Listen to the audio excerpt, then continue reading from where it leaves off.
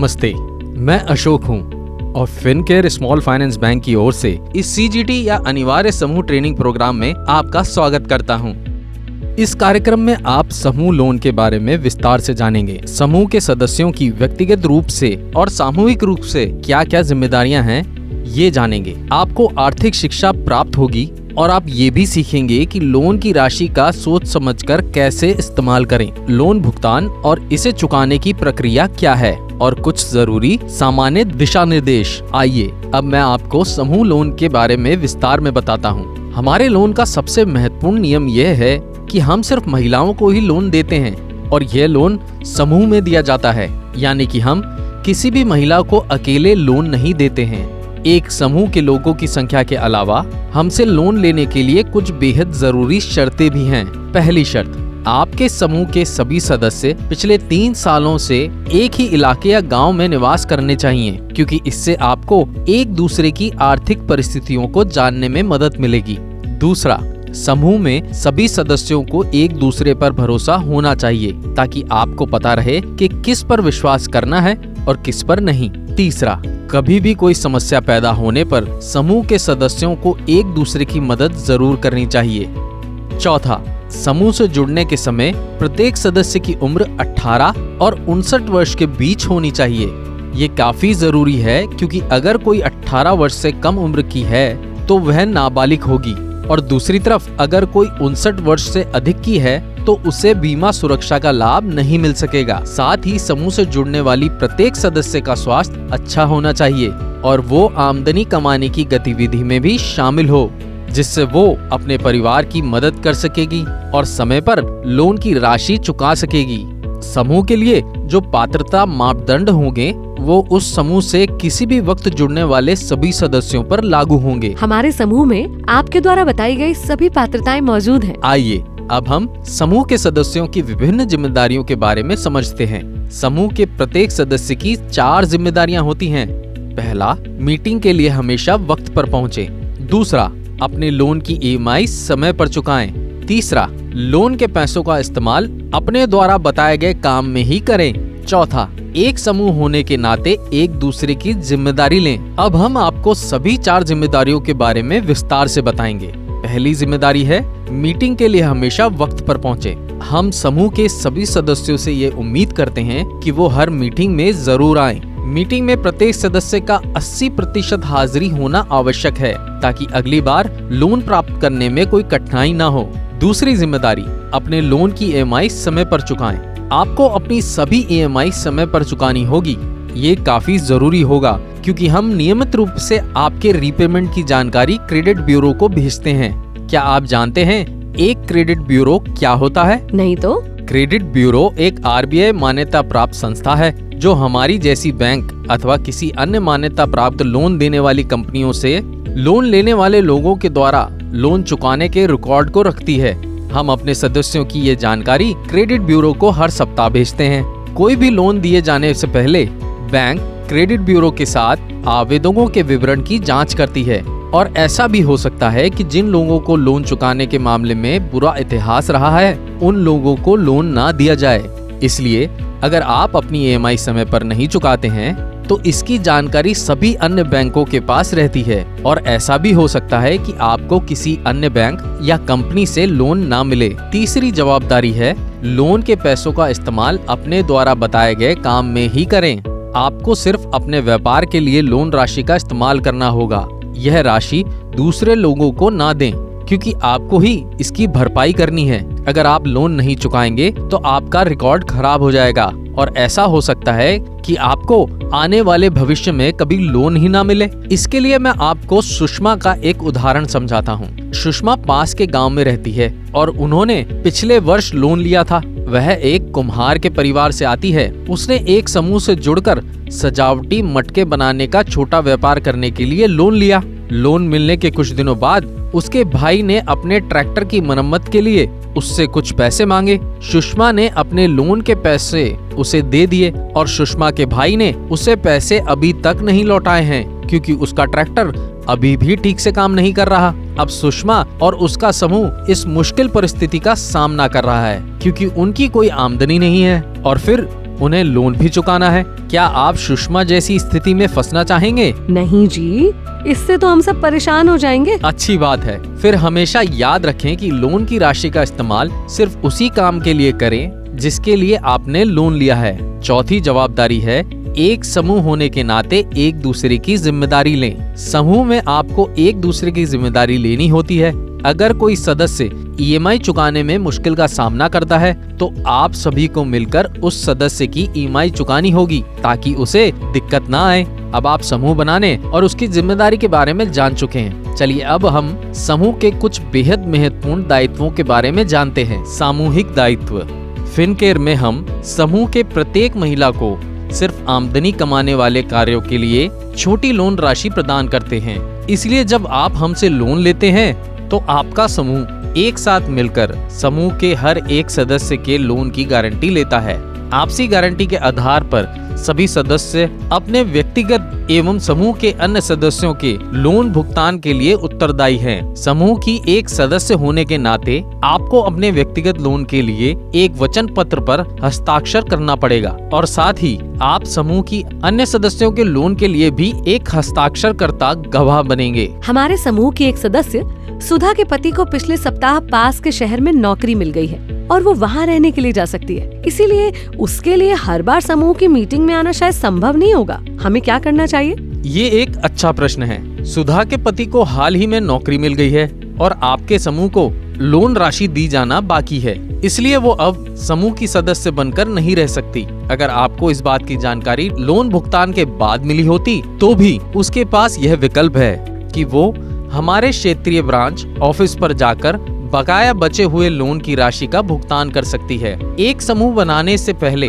आपको यह सुनिश्चित करना होगा कि इसमें सभी सदस्य समूह की जिम्मेदारियों को पूरा करेंगे और बकाया राशि चुकाने में योगदान देंगे। कोई सदस्य किसी कारणवश अगर बीच में समूह को छोड़ देती है तो उसकी बकाया राशि समूह के बाकी सदस्यों द्वारा साथ मिलकर चुकाई जाएगी और आप सभी को उस सदस्य का हिस्सा भी चुकाना होगा। यह सुनिश्चित करने के लिए कि आप और आपके समूह के सदस्य लोन राशि का सही ढंग से इस्तेमाल कर पाएंगे और समय पर ईएमआई चुका पाएं, आपको इन तीनों नियमों का पालन करना होगा। पहला नियम, अपने लोन का इस्तेमाल सिर्फ आमदनी कमाने के लिए ही करें जिसके लिए आपको ये दिया जा रहा है। दूसरा, अपने लोन की राशि किसी दूसरे व्यक्ति को ना दें। इस बात को हमेशा याद रखें कि लोन चुकाने की जिम्मेदारी आपकी है। तीसरा, अगर आपको लोन दिया जाए तब भी अपनी जरूरत से अधिक लोन ना लें। इसके लिए मैं आपको राधा का उदाहरण देता हूँ ताकि आप ये समझ सकें कि जरूरत से अधिक कर्ज लेने पर आप किस तरह की मुश्किलों में फंस सकते हैं। राधा अपने पति और 2 बच्चों के साथ एक गांव में रहती है। उसके परिवार की कुल आमदनी 20,000 रुपए प्रति माह है।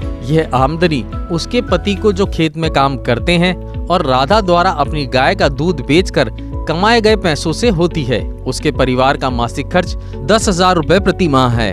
राधा सब्जियां बेचना शुरू करना चाहती है, इसलिए उसने लोन के लिए विभिन्न बैंकों से संपर्क किया क्योंकि उसके पास अच्छा क्रेडिट रिकॉर्ड और समूह की सदस्यों का समर्थन था, इसलिए उसे बैंक से लोन मिल गया। इसके बाद वो हर महीने 2,500 रुपए की ईएमआई का भुगतान करने लगी। अगले कुछ महीनों में उसकी कुछ सहेलियों ने उसे दूसरे बैंक के बारे में बताया और फिर वह अधिक लोन लेने के बारे में सोचने लगी। आज राधा 2 अलग अलग बैंकों से लोन ले चुकी है और पहले लोन के लिए 2,500 तथा दूसरे लोन के लिए 3,000 की ईएमआई का भुगतान कर रही है। अपनी एक निजी परेशानी का हल करने के लिए उसने एक स्थानीय साहूकार से एक अन्य लोन ले लिया जिसके लिए उसे अब 2,000 रुपए की ईएमआई चुकानी पड़ रही है। अपने बेटे की पढ़ाई के लिए उसने अपने एक दूर के रिश्तेदार से भी उधार पैसे लिए जिसके लिए वो अब 3,500 रुपए की ईएमआई चुका रही है। अब हर महीने 11,000 की कुल ईएमआई और 10,000 का घर खर्च करने के बाद उसके हाथ में कुछ भी पैसे नहीं बचते और आमदनी से अधिक खर्च और लोन की किश्त होने के कारण अब वो ना तो अपनी जरूरतों को पूरा कर पा रही है और ना ही अपनी किश्तें समय पर चुका रही है। इस परिस्थिति में अगर दुर्भाग्यवश घर में और कोई सदस्य बीमार पड़ जाए तो उसके लिए फिर से लोन या उधार लेना पड़ सकता है और वो बहुत ही ज्यादा मुसीबत में फंस सकती है। क्या आप भी राधा की तरह बनना चाहते हैं? नहीं। फिर ये याद रखें कि उतना ही कर्ज लें जितनी आपको जरूरत हो, ना कि जितना भी ज्यादा मिला उसे स्वीकार कर लिया। जैसा कि आपने राधा के उदाहरण से जाना, आपको हमेशा जिम्मेदारी के साथ लोन लेना चाहिए, वरना आपके पास आपकी आवश्यक जरूरतों को पूरा करने के लिए पैसे की कमी हो जाएगी। बच्चों को सही शिक्षा नहीं मिलेगी, अधिक घंटे तक काम करना पड़ेगा और आप लगातार दूसरे लोगों की मदद मांगते रहेंगे। इस तरह आप अपना सम्मान और मन की शांति दोनों खो देंगे। मेरा एक सवाल है, मेरी ननद को लोन लेना है लेकिन उसके पास केवाईसी के लिए सभी दस्तावेज नहीं है, तो क्या मैं अपने दस्तावेज उसे दे सकती हूँ? आज आप सब यहाँ अपना लोन प्राप्त करने के लिए मौजूद हैं, क्योंकि आपके केवाईसी दस्तावेज सही हैं और अन्य आवश्यकताएं भी पूरी हो चुकी हैं। आप हमेशा इस बात को याद रखें कि अपने केवाईसी दस्तावेज किसी अन्य को लोन लेने के लिए कभी न दें। अगर आप ऐसा करते हैं तो दूसरे व्यक्ति द्वारा लिए गए लोन को चुकाने की जिम्मेदारी आपकी होगी। साथ ही धोखाधड़ी के जुर्म में आपको कानूनी कार्रवाई का सामना करना पड़ सकता है। सामान्य दिशा निर्देश। अपना लोन प्राप्त करने से पहले आपको फिनकेयर स्मॉल फाइनेंस बैंक से लोन प्राप्त करने के बारे में कुछ सामान्य दिशा निर्देशों की जानकारी होना आवश्यक है। पहला, हमारे बैंक कर्मचारी किसी काम के लिए किसी भी व्यक्ति से कोई कमीशन नहीं लेते हैं और न ही देते हैं। दूसरा, आप यहाँ अपनी इच्छा से आए हैं और अगर आपके ऊपर किसी प्रकार का दबाव है तो कृपया उसकी जानकारी हमें दें। आपने अपनी इच्छा से यह महिला समूह बनाया है और आप एक दूसरे को अच्छी तरह से जानते हैं। चौथा, आप सभी को अपने द्वारा तय किए गए समय पर जरूर आना होगा। दस्तावेजों के अलावा क्या हमें लोन के लिए भी कोई सुरक्षा जमानत देनी होगी? जैसा कि मैंने अभी कुछ समय पहले बताया, फिनकेयर स्मॉल फाइनेंस बैंक में हम सिर्फ महिलाओं के समूह को लोन देते हैं, इसलिए लोन लेने के लिए आप में से प्रत्येक को कोई जमानत देने की जरूरत नहीं होगी, क्योंकि आप एक समूह के रूप में इस लोन की गारंटी ले रहे हैं। अपनी लोन राशि प्राप्त करने के लिए आपको सिर्फ लोन प्रोसेसिंग शुल्क और बीमा प्रीमियम राशि का भुगतान करना होगा, जो कि वापस नहीं दिया जाता है। आपको बैंक के किसी भी कर्मचारी को नकद में प्रोसेसिंग फीस और इंश्योरेंस फीस का भुगतान करने की जरूरत नहीं है। आपको जो डिस्बर्समेंट अमाउंट मिलेगा उसमें से ये दोनों फीस काट ली जाएगी। आज लोन मिलने के बाद हमें EMI चुकाने की शुरुआत कब से करनी है? आज आपको एक समूह फाइल मिलेगी जिसमें आपका रीपेमेंट कार्ड होगा। इस कार्ड में आपको पहली भुगतान तारीख और अंतिम भुगतान तारीख के साथ अपने लोन से जुड़ी जानकारी मिलेगी। हर महीने समूह के सभी सदस्यों को सेंटर मीटिंग के लिए आना होगा और रीपेमेंट कार्ड और समूह फाइल में दी गई तारीख पर EMI का भुगतान करना होगा। आइए मैं आपको EMI के बारे में बताता हूँ और ये समझाता हूँ कि आपके द्वारा ली गई लोन राशि के लिए इसका हिसाब कैसे लगाया जाता है। EMI का मतलब होता है समान मासिक किश्तें। आपकी लोन राशि ब्याज सहित वापस करने के लिए यह एक तय राशि होती है जो पहले से ही निर्धारित महीनों तक प्रत्येक माह चुकाना होगा। EMI राशि आपको दी गई लोन राशि पर निर्भर करती है और इसमें ब्याज और मूल दोनों एक साथ शामिल होते हैं। इसकी गणना घटती हुई ब्याज दर के सिद्धांत पर होती है। घटती हुई ब्याज दर क्या होती है? EMI की गणना करना एक बेहद सरल सिद्धांत है। आइए समझते हैं। ब्याज की घटती हुई दर। जब आप हमसे लोन लेते हैं तो समान मासिक किश्त चुकाना शुरू करते हैं।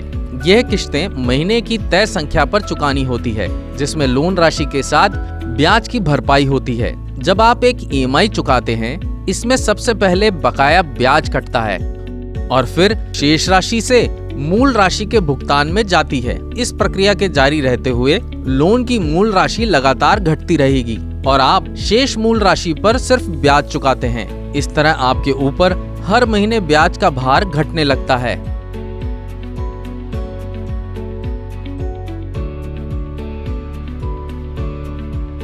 जब हम एक लोन प्रदान करते हैं तो हम लोन भुगतान की तारीख से कम 1 महीने अधिस्तगन देते हैं, जो कि पहली EMI चुकाने के लिए होता है। अगर आपका लोन भुगतान होने की तारीख जनवरी 15, 2022 है तो आपकी अधिस्तगन अवधि फरवरी 14, 2022 को समाप्त होगी।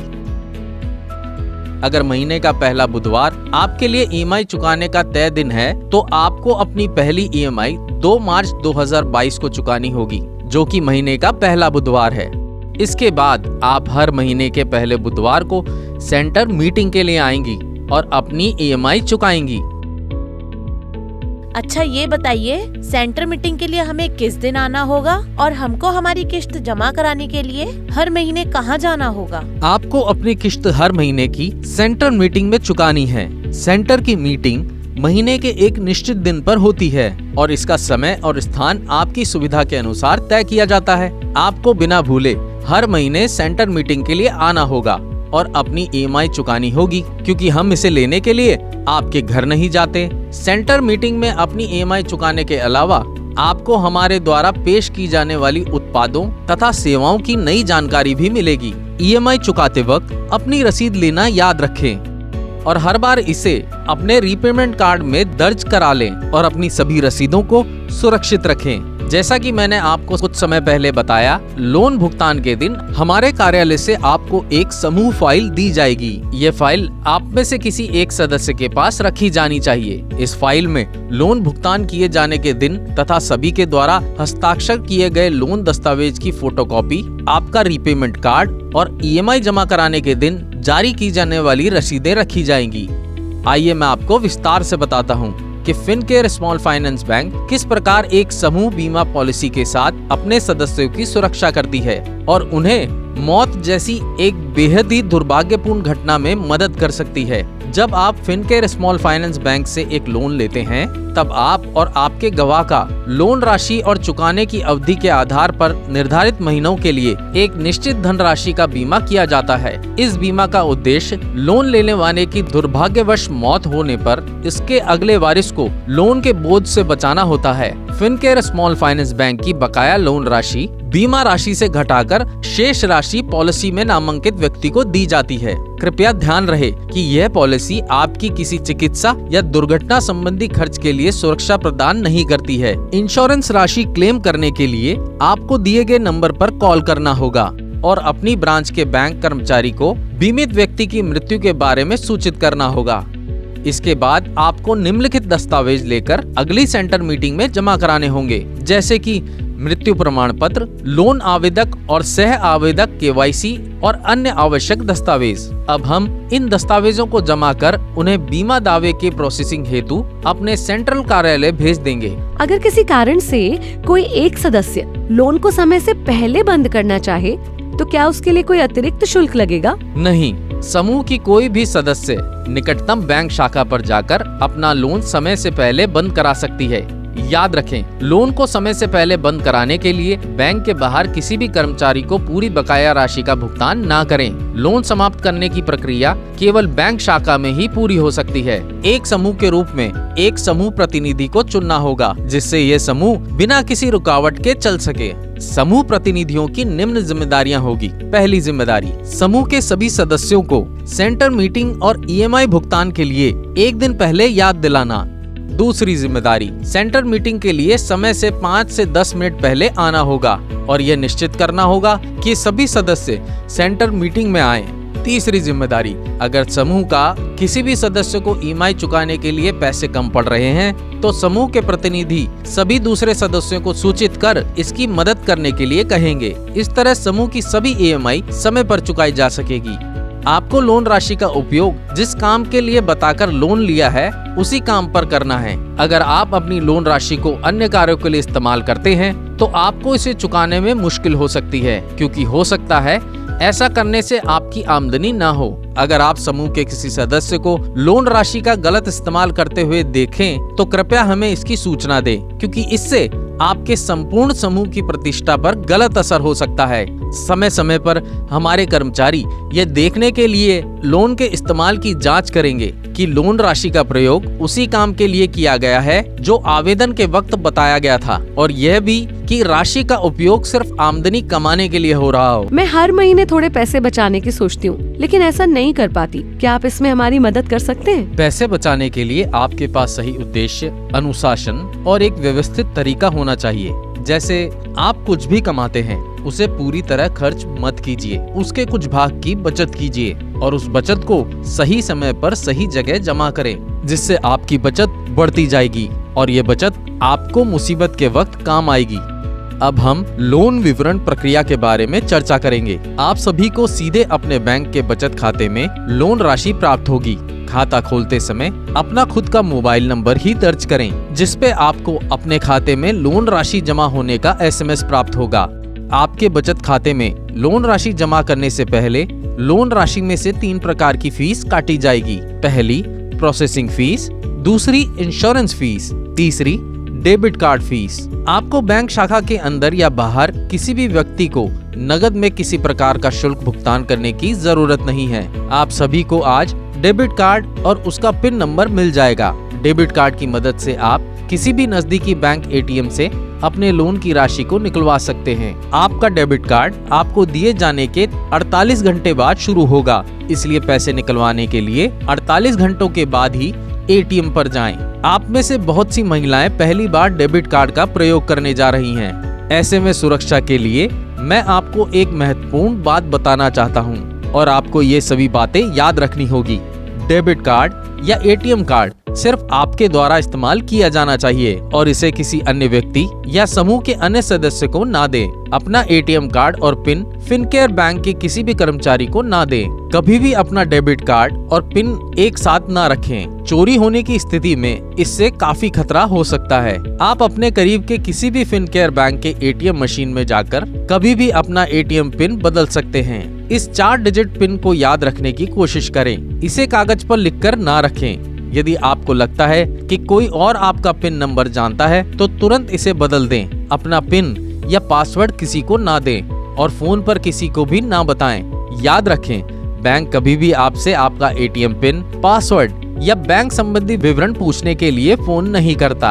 अब मैं आपको फिनकेयर बैंक द्वारा दिए जाने वाले डिजिटल बैंकिंग सुविधा के बारे में बता रहा हूं, परंतु उससे पहले आपको ये बताना चाहता हूं कि डिजिटल बैंकिंग हमारी बैंकिंग अनुभव को जितना ही आसान और आरामदायक बनाता है, उतना ही इसमें खतरा भी होता है। इसलिए आप सभी डिजिटल माध्यम से लेन देन करते वक्त बहुत सावधान रहें और कुछ बातों का ध्यान रखें। हमेशा किसी भी अधिकृत वेबसाइट या एप्लीकेशन से लेन देन करें। अपना यूपीआई पिन किसी से शेयर ना करें। अगर आप किसी से यूपीआई पेमेंट माध्यम से बैंक की ईएमआई का पेमेंट कर रहे हैं तो पेमेंट से पहले बैंक का नाम, आपका नाम, लोन नंबर, देय राशि को सही से जांच लें और तभी पेमेंट करें। कुछ अधिकृत एप्लीकेशन जिनके द्वारा आप लेन देन कर सकते हैं उनका नाम है पेटीएम, गूगल पे, फोन पे और भीम। अगर आप किसी कारणवश मीटिंग में आकर किश्त नहीं जमा करा पा रहे हैं तो आप अपनी किश्त की राशि को इनमें से किसी भी एप्लीकेशन का उपयोग करके जमा करा सकते हैं। इसके लिए आपके पास स्मार्टफोन होना चाहिए और इंटरनेट की सुविधा मोबाइल में होनी चाहिए। अब मैं आपको बताता हूं कि आप ऑनलाइन किश्त की राशि को कैसे जमा कर सकते हैं। सबसे पहले किसी भी एप्लीकेशन को ओपन करें। उदाहरण के लिए मैंने फोन पे एप्लीकेशन ओपन किया है। एप्लीकेशन ओपन करने के बाद रिचार्ज एंड बिल पे में जाकर लोन रीपेमेंट ऑप्शन पर क्लिक करें। आपको जिस किसी बैंक की किश्त चुकानी है उस बैंक का नाम यहाँ टाइप करें। हम आपको फिनकेयर बैंक की किश्त कैसे भरेंगे बता रहे हैं। उदाहरण के लिए हम फिनकेयर बैंक को यहाँ चुनते हैं। अब आप उस नाम पर क्लिक करें। अब आपसे आपका लोन नंबर पूछा जाएगा। आपका लोन नंबर टाइप करें। लोन नंबर टाइप करने के बाद जो पेज आएगा उसमें आपका नाम, किश्त की तारीख, किश्त की रकम सभी लिखी हुई मिलती हैं। सभी डिटेल को सही से जांच लें क्योंकि यहाँ बताया गया विवरण आपका ही है और सही है। अगर किसी तरह की गड़बड़ी या संदेह हो तो पेमेंट ना करें और तुरंत बैंक के अधिकारी से संपर्क करें। अगर सभी डिटेल सही हैं तो पे पर क्लिक करें और आगे बढ़ें। आपके रजिस्टर्ड मोबाइल नंबर पर एक OTP आया होगा जिसको यहाँ टाइप करने के बाद आपका पेमेंट हो जाएगा। है ना बिल्कुल आसान। पेमेंट करने से पहले 3 बातों का ध्यान रखें। पहली, पेमेंट करते वक्त अपना लोन नंबर अपने पास रखें। एप्लीकेशन से आपका कोई एक बैंक अकाउंट लिंक होना चाहिए। जो बैंक अकाउंट लिंक है उसमें किश्त की राशि से ज्यादा अमाउंट होना चाहिए। लोन लेने के बाद किसी पूछताछ या शिकायत के लिए मुझे किससे संपर्क करना होगा? जब भी आपके पास कोई शिकायत या सुझाव हो आप अपने रीपेमेंट कार्ड पर छपे नंबर पर कॉल कर सकते हैं या आप हमें 1800-313-313 पर संपर्क कर सकते हैं। सभी ग्राहक सेवा प्रतिनिधि आपकी शिकायत या सुझाव दर्ज कर लेंगे और कंपनी के प्रबंधन को आपकी समस्या की सूचना भेज देंगे। अब आपको लोन और इसे चुकाने से जुड़ी विभिन्न जानकारियां मिल चुकी हैं। इसके साथ यह प्रशिक्षण कार्यक्रम अब समाप्त हुआ। अपने लोन की राशि का सही ढंग से इस्तेमाल करें और अपनी आमदनी बढ़ाते हुए अपने परिवार के लिए अपने लक्ष्यों को पूरा करें।